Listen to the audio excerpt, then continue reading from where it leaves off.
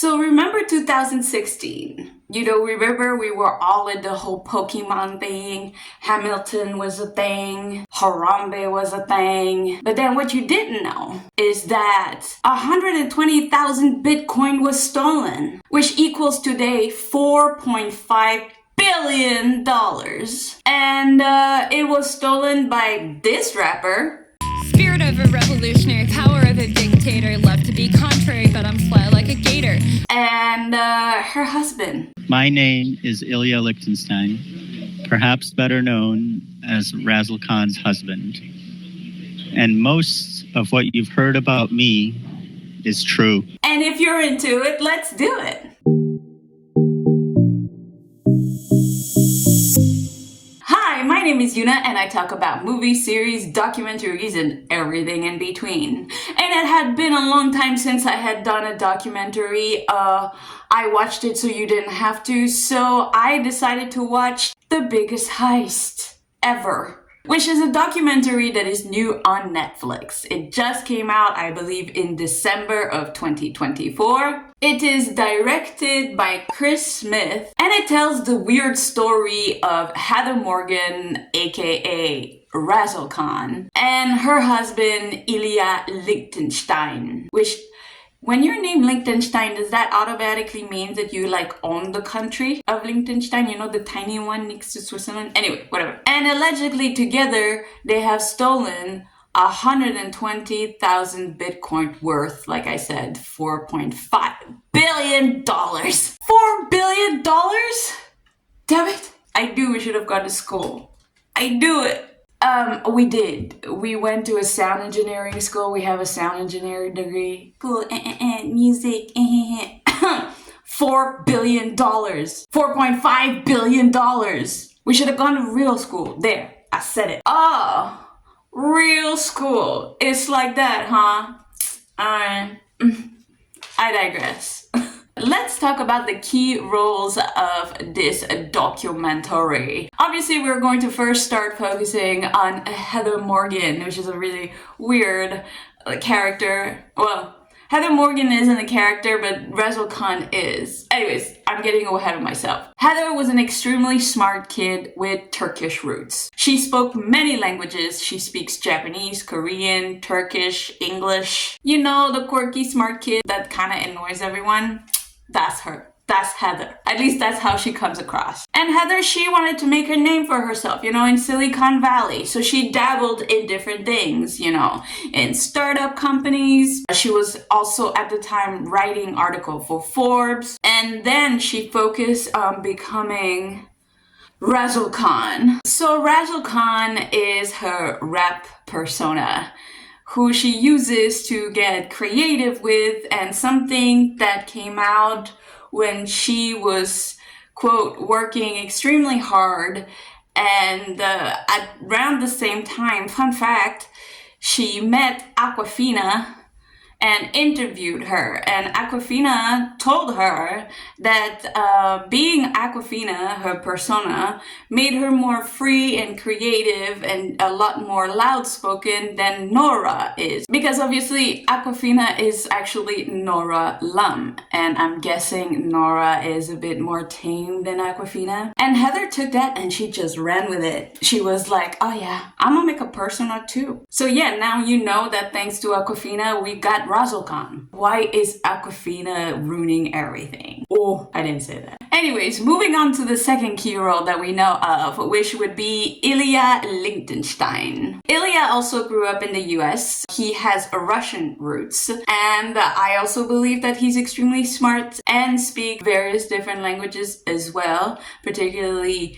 Russian and obviously English. Ilya supposedly, from what has been told and what I researched, is that he was the brain of the entire operation. He was actually the one who did the hack. Supposedly RazzleKhan, or actually Heather, probably more so just laundered the money, but he actually did the deed in 2016. Let's get into the story. It's 2016.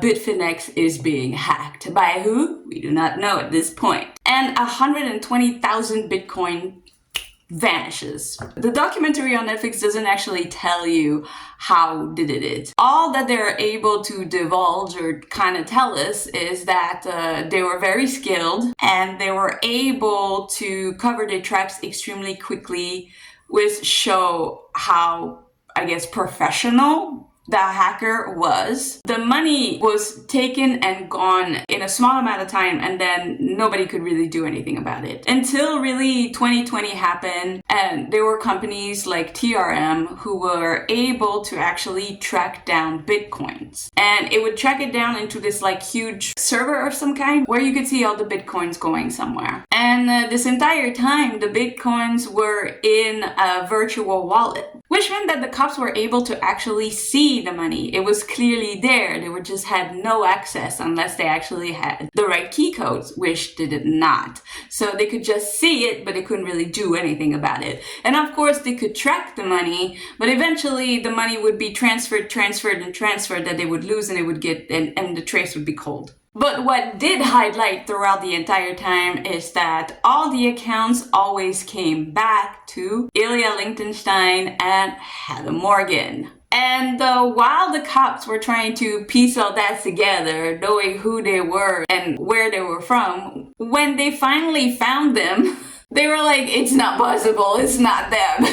Which is like fair, because it was just like, oh my god, these people look insane. So obviously, if you get to know Heather and you look at RazzleKhan and her RazzleKhan content, well, you would think to yourself like, it can't be them. But surely it was. While all that is being figured out by the cops, they are living the high life. I mean, they go on trips. They're throwing lavish parties. And of course, Heather was busy making, RazzleKhan content, RazzleKhan music videos. I mean, that was the number one worry at the time for them. They weren't really worried about they're gonna get caught, because they didn't think they would. And to even take it further, they decided to have a lavish wedding. A very nice one. Wait, what? They got married? Oh, was it a big thing? Was it huge? Was it like all the big things? Because they're like so extravagant and weird. Oh yeah, it was. Imagine this. Everybody's ready, and the door opens to the theme of It's Final Countdown. Final Countdown? Really? No kidding. So and then not only that, okay, so bridesmaid come up first, like her wedding party comes out first, right? And then, kid you not, there are 4 people holding her on a palisade. What is it called again? A palanquin? A what? What the fuck is that? It's those things like those that like you used to carry like kings and queens and stuff. She's on that. Oh wow. Exactly. Okay, besides the whole wedding, the biggest problem that they were facing actually was the fact that they could not cash out the money. Obviously, they were able to pay certain things here and there and like launder it just a little bit through like various accounts, but they couldn't get the whole thing because again, $4.5 billion. Oh my god. It feels like a dream to have this kind of money. But I bet if you did have it, you wouldn't feel any different. Maybe you would. I don't know. I'm such a poor bitch, I wouldn't know. But anyways, and obviously the more they waited to cash out the money, the closer the cops could get to them. Obviously, right? The more time they had to investigate, the more time it was, you need to cash out that money. And the weirdest thing is about all this is that both of them have European backgrounds and they both speak a lot of languages, including Russian. Both of them speak Russian. So they could easily have gone to Russia and actually get this money laundered like extremely fast. But they were so arrogant as to think they could actually do it on American soil. And, they stayed in their lavish, like, New York apartment. And they were like, yeah. We're never going to get caught. It's going to be fine. But they had made one crucial mistake. And the mystic is that they gave out gift cards on their wedding day. Traceable ones. Which meant that the cops were able to, like, I guess, trace it. And that intel gave them enough information for the judge to grant a search warrant. Which meant that the police decided to go pay Heather and Ilya a visit, obviously. And there found evidence as to everything else. They found burner phones, they found different types of currency from different countries, they found hollowed out books that I guess meant that they were, like, I don't know, transporting something, I don't know. Probably money. They found various things that made them very, very questionable. But the one thing that they did found is what? It's the keys to the virtual wallet that contains the 120,000 Bitcoin. And when they get that, of course, the first thing they do is seize the money. And then what happened is that they arrested Heather and Ilya. Obviously. Towards the end of the documentary, which is something I completely disagree with, and furthermore, you'll see why, the Netflix documentary is trying to tell us that possibly Ilyad's dad is the one who did it and not them, because they seem so, like, weird and quirky and, like, quote unquote, I would guess stupid, that they are not able or wouldn't be able to do this themselves. So Ilya supposedly had some sort of help, and they think that it's his dad because they have some sort of evidence that in 2005 or 6, this hacker named Diaz like God, hacked something and got somewhere, and that's related to Ilya's dad, you know, related to Ilya or whatever. I don't know, it seems far-fetched. Also, this Netflix documentary did not have the interview of neither Heather or Ilya. They completely refused to be part of this documentary, so therefore we only have statements from, like, witnesses, police, former friends, you know, so we don't really know anything that's coming from their mouth. So everything could be, like, you know, suspicious. Like, it's journalism. We gotta doubt everything. We take everything with a grain of salt, right? We should. Come November 14, 2024, and Ilya was sentenced with 5 years in prison plus 3 years on release supervised, which I'm guessing that's the ankle monitor thingy. And on November 18, 2024, Heather Morgan was charged with money laundering, and she was sentenced to 18-month, I believe, jail time and 3 years of release supervision. Is that it? Well, yeah, but I think, you know, I mean, it wasn't murder. They didn't really hurt anybody. Well, they did. I mean, they stole money from innocent people. You know, so it's not like a victimless crime, but still, it feels kind of like they Robin Hooded. They took from, like, the rich, which is, I get that true, but it just feels that way because a lot of people don't have the concept of what Bitcoin is. To us, it's like imaginary money. It's make-believe money. They stole 120,000 Bitcoin. Oh, that's why it feels like it, you know, victimless, but it's not. It's not. People suffer from this. The funny thing is because I watched this documentary that I was curious, obviously, to know about RazzleKhan. So the first thing I did was going on YouTube to see if RazzleKhan still existed. And to my surprise, just a week ago, she uploaded a new music video.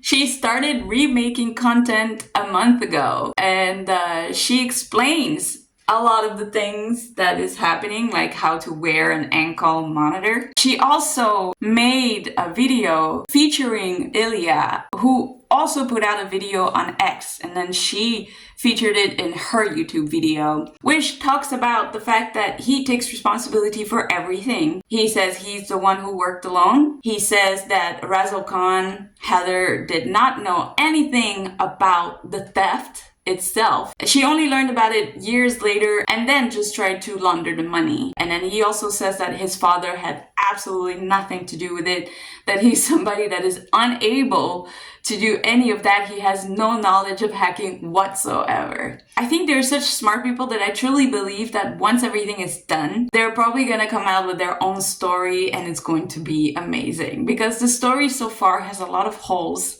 and it's told by everyone else but them. and I would really like to hear it from them. I really want to know what happened. So my thoughts on the documentary. To me, it was long and apparently inaccurate, because that's what Heather and Ilya says, but we never know. I mean, there are two sides to every coin, so, you know, it's always interesting to actually watch it.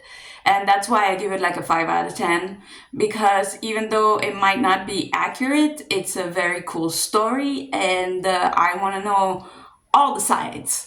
So, you know, if I have an hour and a half to like kill, I want to know. And I do have to say, there's something weirdly charming about both Heather and Ilya. It's a weird love story, but at the same time, it's fascinating. I don't know. I don't know what to think of them. Are they geniuses? Are they stupid? Are they on the spectrum? Because they look neurospicy. I mean, I am not the one to judge, but like usually, like I can tell when I feel or see neurospiciness. And I think it's the case, but I won't say it. But anyways, that is it for me today. Thank you so much for being here. Thank you for watching. What did you guys think of the biggest heist ever? Have you seen it? Would you steal $4.5 billion if you could? Well, we all know it's not you. You didn't even want to go to school. Oh my God, let it go. Remember, if there is any movie, series, documentary, or anything in between that you would like me to do, then comment down below so I can do that for you. And I hope you have a great day. See you next time.